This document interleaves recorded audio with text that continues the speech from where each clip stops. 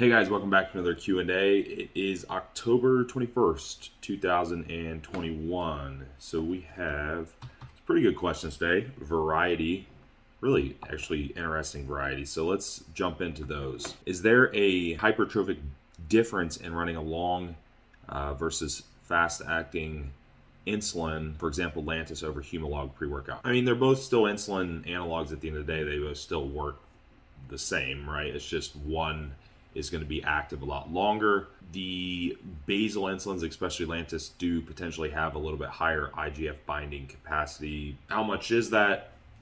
Not a lot, but maybe that's some difference. The biggest difference really would be not so much the type, but how it's set up around the diet, for example. So basals are very easy, obviously. If you have a specific nutrient timing type of situation where you're maybe timing carbs all peri-workout or something along those lines, it might make more sense to use the fast acting, or as if you're spreading things out, it might make more sense to use the basal, or so it really just depends. So no, one might not necessarily be better than the other. It's more so application and why you might use one versus the other, or even use both at the same time.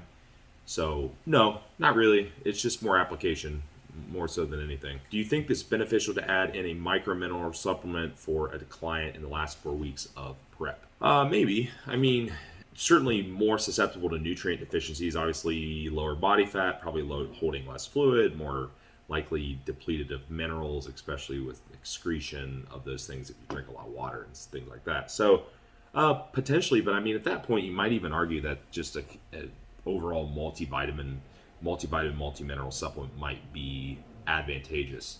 So I would probably base that on, how much is that person eating? Are they potentially missing those things in the diet because of super low intake? So if that's the case, then yeah, I could certainly see an argument for it. But again, you might just consider an overall micronutrient support at that point if you're dealing with that situation. Lymphocytic colitis. Any knowledge of this? Suggestions on dealing with it? Protocols? I don't have a protocol for that necessarily because it's probably going to be pretty contextual, but what I can say, well, we know colitis is an inflammatory issue type of IBD, often considered type of IBD. With any inflammatory issue, we need to treat it as such and eat things that do not irritate it, right? And a lot of that can be trial and error. If you have that, you're gonna figure those things out over time, unfortunately. Lymphocytic, having to do with white blood cells. Now, if you think about this, being that it is an issue with the lower part of the GI tract, being that it is inflammatory, being that it has to do with the immune system, what does that sound like? Maybe not the lower part of the GI tract part, but what does that sound like? It sounds like an autoimmune issue, right? Where the immune system's involved. So it is an autoimmune issue. Might not necessarily be classified as one, but when we look at a lot of autoimmune issues that stem from the gut, which are a lot of them, we could definitely see a connection there. So, first thing I'm going to look at for sure is just get rid of foods that are irritating, right? Look at other direct or indirect symptoms or things that might even be causing that. Things like motility issues, SIBO, acid reflux, leaky gut, all of these things. Like, chances are, before you got to lymphocytic colitis, you probably had something else, okay? Is there a genetic component? Potentially, but there's most likely other things going on or were going on that were or did contribute to that or are contributing, right? So minimize flare-ups. That's like a quick fix thing with the amount of the foods and things that you eat. I mean, the obvious stuff would be like, don't eat junky, a bunch of processed junky foods, high fat foods, stuff like that. Well, that's a lot of people that aren't doing that are in this kind of crowd anyhow, so that's easy enough. Beyond that, trying to lower inflammation, trying to treat the gut linings, things like glutamine, zinc carnosine, aloe. If there's any type of like dysbiosis, like a SIBO type stuff going on, I'd be getting a GI map if I had lymphocytic colitis or anything close. I mean, I know they're not going to do that at the doctor's office probably, but that's what I would 100% be getting. See if maybe there could be anything. I mean, there could be parasites in there. There could be candida overgrowth. I mean, there's so many possibilities that could be there that are causing it, making it worse, so on and so forth. So I would certainly be getting a GI map for that. Planet Naturopath, they have them. There's a couple other places you can Google and find them. It'd be a a good place to start. Is liver health and ARB alongside sensible PED planning enough for kidney health, or are there specific supplements to assist directly to kidney health? I'm not sure what they mean by liver health. If that's like a supplement called liver health that they're taking, or if they're just talking about liver health in general. I'm not exactly sure. But yeah, ARBs are renal protective. We know that, but we also know that a lot of that is also between the connection between cardiac and renal function and water balance, and ARBs dealing with the angiotensin cycle. We know that those will help. Yeah, I mean, there is definitely specific stuff over the counter that's helpful. Like I suggest morphogen, nephrogen to a lot of people.